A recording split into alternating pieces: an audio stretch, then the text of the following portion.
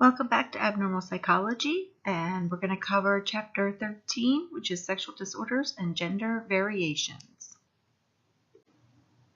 Chapter 13 is difficult in that we're going to talk about what is normal. And with sexual behavior, there is a wide spectrum of what is normal. It can also be a little bit challenging because what is considered normal to one person may be very different to what is considered normal to a different person. And that's also different when we take into consideration cultural context. So we're going to go back and always remember the 4 Ds. Always remember if it causes the person distress, if it is causing the person dysfunction. Now, for the first time, we're going to talk a lot about whether or not there is cultural deviance and whether or not the behavior is considered abnormal as far as whether or not it's illegal. And we will be talking about that specifically when we get to pedophilia. So we're going to cover this chapter, or at least some of the disorders in this chapter, with that lens as well. So as I mentioned, a lot of this has to do with where you are brought up and what you consider to be normal. So just to give you a few examples, there is a culture or a subgroup where they believe women's armpits to be sexually arousing. So something that we certainly here do not believe to be arousing, just as there are subcultures where the bare breast is considered to be completely normal and not arousing. Here in the Western society, we do believe that to be arousing. So a lot of it has to do with what you consider to be normal. Eating together, we think nothing of it, but there are cultures where that is believed to be a mild form of sexual behavior. So you would not see men or brothers and sisters eating together. That might be considered incestuous. Kissing, something that we consider to be normal, while there are groups or subgroups where that is considered absolutely disgusting. It could be polite to offer your spouse to another, again, depending on where you are and the subculture in which you partake. And then in Pakistan, and this is still today, where we have gender differences, where a man's testimony is considered more believable than a woman's. And of course, this is not throughout the entire of Pakistan, but there are areas where women accuse men of raping, and sometimes they get imprisoned themselves because when they make that accusation, they get prosecuted for adultery, but their assailants, if they say that the sex occurred consensually, then they are acquitted. So the point of this is so much of what we believe to be normal has to be viewed within a cultural perspective. And as we go into this chapter, we'll be talking a whole lot about that. So the sexual and gender identity disorders, there are 3 main categories that we will be talking about. First is the sexual dysfunctions, and these are problems of inhibited sexual desire, arousal, and response. I will not be going into those in this lecture. Your book does talk about those, and I encourage you to read over them. The paraphilias, and these are patterns in which a person has recurrent and intense sexual urges or fantasies or behaviors involving non-human objects, children, non-consenting adults, or experiencing suffering and humiliation. And gender variations. This is the umbrella which makes us male or female and identify as such. And these topics will, your textbook talks about gender dysphoria, transgender, and gender reassignment surgery. So paraphilias involving non-human objects. Let's jump right in. And this first one I want to talk about is fetishism. This is an extremely strong sexual attraction or fantasies involving inanimate objects such as female undergarments. And I could have picked any inanimate objects. I've talked to people, it could be undergarments, it could be boots, it could be wigs. Really what it is typically a man becomes sexually fixated on some sort of object, and it is more than they are attracted to it. So it is not just the idea that I like lingerie. It becomes the person almost requires or does require for that object to be present, to the point that they are more fixated on that object than the actual other person who is involved. So the person either needs this article, for example, boots, to be present, or in extreme cases would rather be alone with the article instead of with another person. So let's go over an example of how this would work. So with the fetish, here we have Stephen, and Stephen is in love with his girlfriend Susan, but there is a problem. He has an intense fantasy about women's feet. He loves women's shoes, he loves bare feet, and sometimes he gets so turned on by rubbing and kissing Susan's feet that he doesn't even consider the rest of her. He is just absorbed with her feet. Now, he may not have a problem with this, and he might be perfectly fine. I mean, he is there, he is with her, he's not doing anything with anyone else, he is there happy with her feet.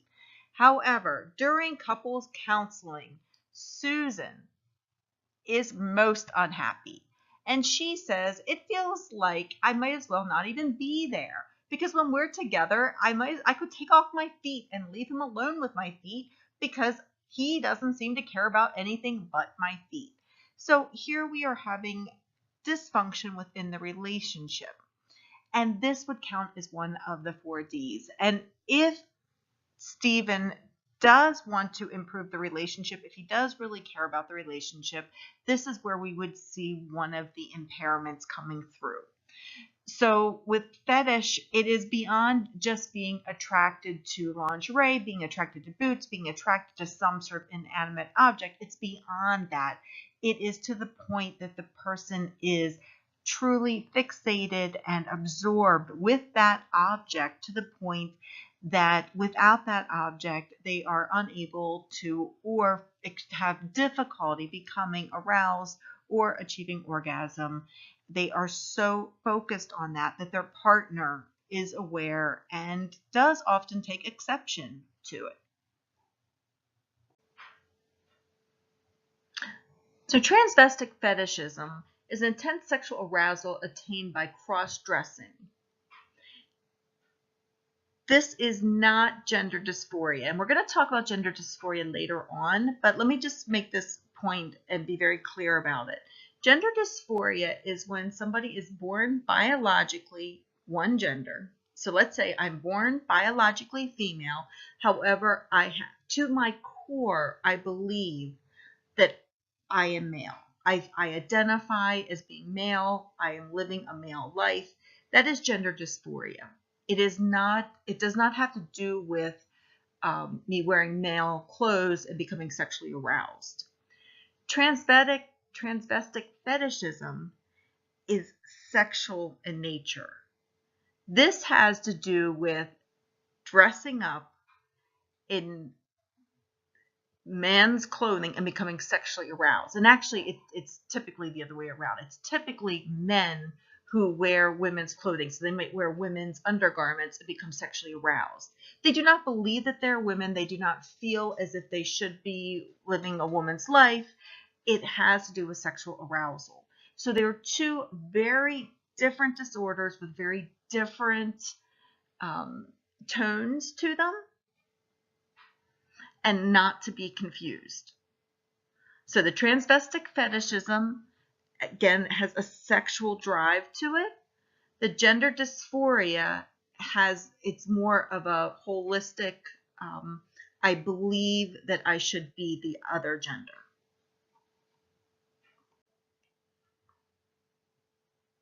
Okay, so assuming all other criteria are met. If I'm dressing up for fun, so it's Halloween and I'm dressing up, then obviously no diagnosis given. And you guys know this from the first week. If I'm sexually aroused by cross-dressing, then transvestic fetishism. If I feel more comfortable and I'm identifying more with the opposite sex, so I believe the essence of who I am is the opposite gender, then it's what we used to call gender identity disorder. Now we call it gender dysphoria. So you see how these are different? You could see the same behavior, but it comes down to what the person is doing, why they're doing it, and what the motivation for what they're doing. Like why are they doing it and what is that motivation? So now we'll get into the paraphilias involving non-consenting persons. We have our exhibitionists. And these involve urges, acts, fantasies while exposing oneself to strangers. So this is not, we're not talking about strippers.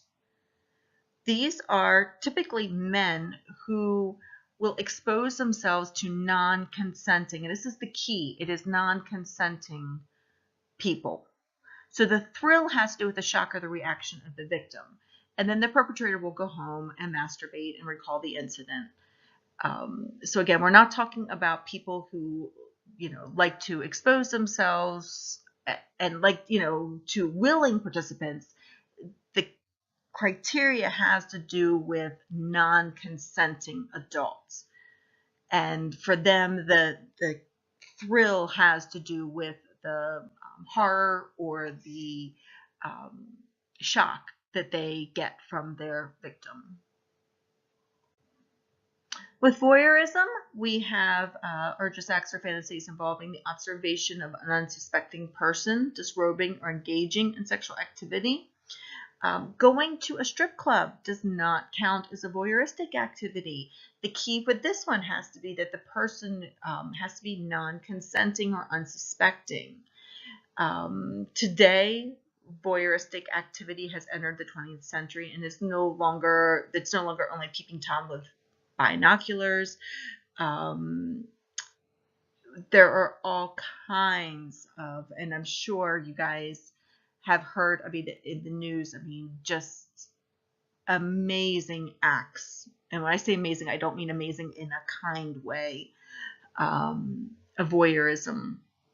But again, the key for them is the non-consenting piece to it.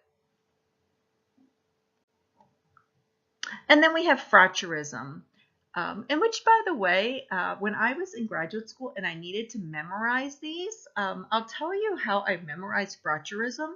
And it's a little bit crude, but I remember fraudurism because I rhyme it with crotcherism. And with fraudurism, what they do is they rub their crotch or some part of their body up against a non-consenting person.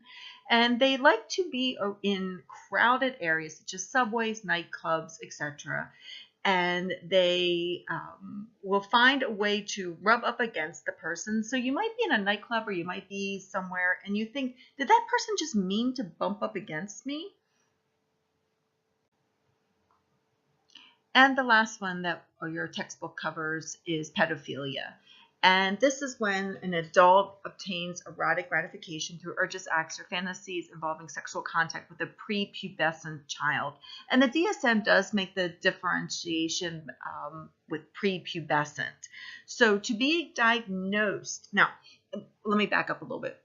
When we say pedophile in our general everyday language, we're talking about an adult who has sex with a minor. For the diagnosis, we are talking about an adult who has contact or who has urges, acts, or fantasies about prepubescent.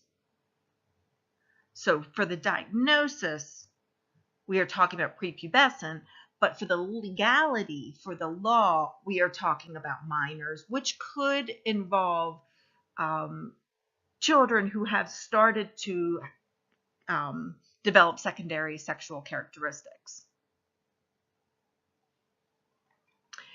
20 to 30%, it really depends on the study, and a lot of this does go unreported, but do report having childhood sexual encounters with a man.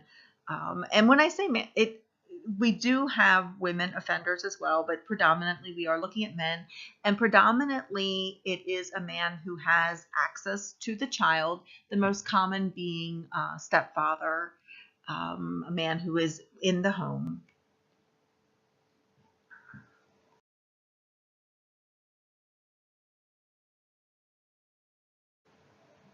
So let's talk about paraphilias involving pain and humiliation. Thanks to 50 Shades of Grey, I think these are pretty well known now. We have the sadism, masochism, sadomasochism. The sadists are people who enjoy inflicting physical or psychological suffering upon others. Masochism enjoy being humiliated, bound, made to suffer.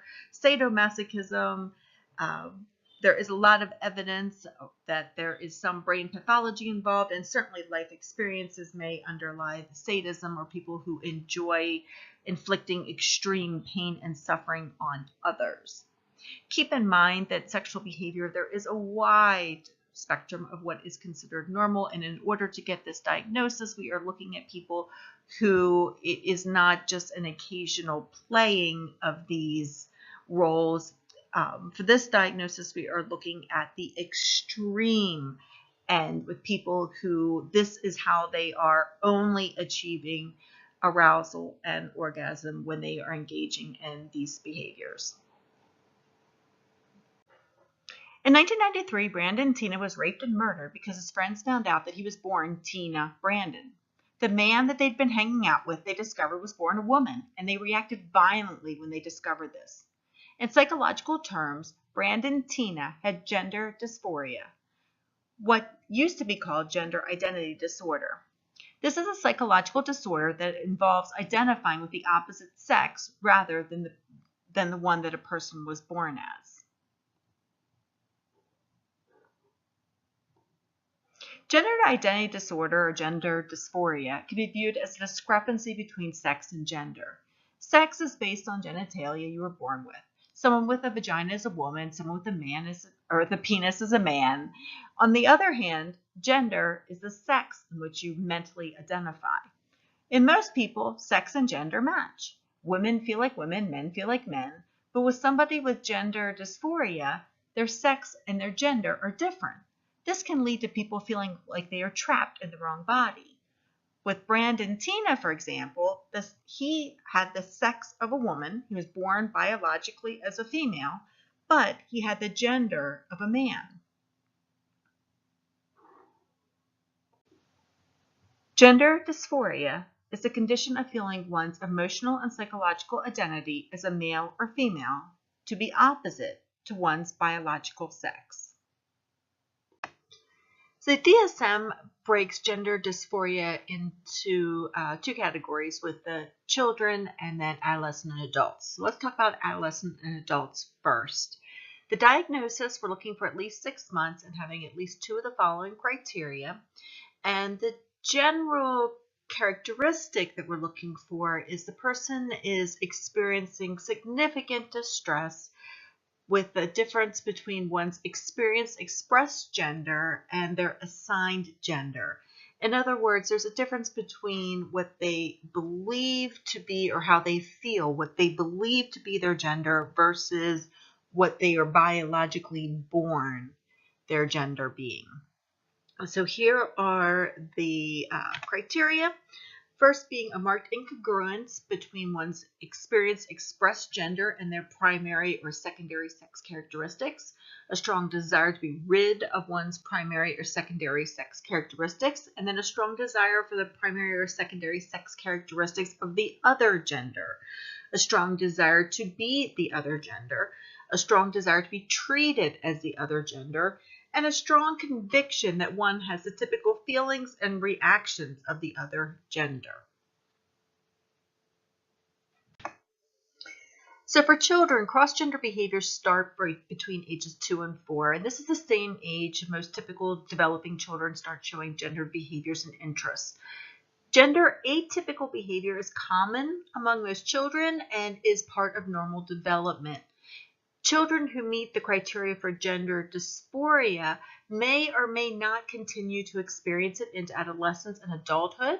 Some research shows that children who have more intense symptoms and distress, who are more persistent, insistent, and consistent in their gender statements, tend to continue with this into adolescence. For example, if they say I am a boy or girl versus I want to be a boy or girl, they're more likely to become transgender adults. So with children, we are looking for at least 6 of the following. Remember, with adults, we only needed 2, but for children, we need at least 6, and again, for 6 months. A strong desire to be the other gender, or an insistence that one is the other gender. A strong preference for wearing clothes typical of the opposite gender. A strong preference for cross-gendered roles in make-believe play or fantasy play. A strong preference for toys, games, or activities stereotypically used or engaged in by the other gender. A strong preference for playmates of the other gender. A strong rejection of toys, games, and activities typical of one's assigned gender.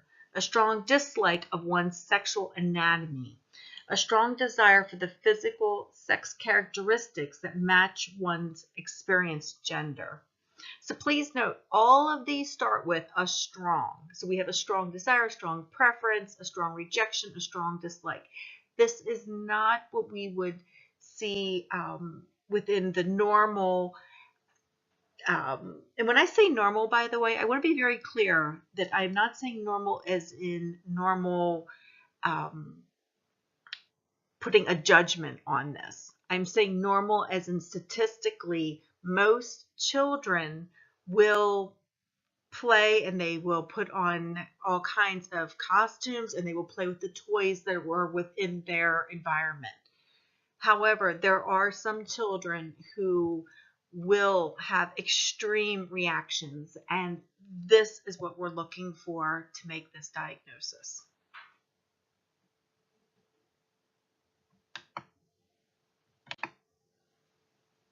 So please let me know if you have any questions. I again would like you to read through your text. There are some videos that you can watch that I have posted. And I hope that you all have a fantastic week.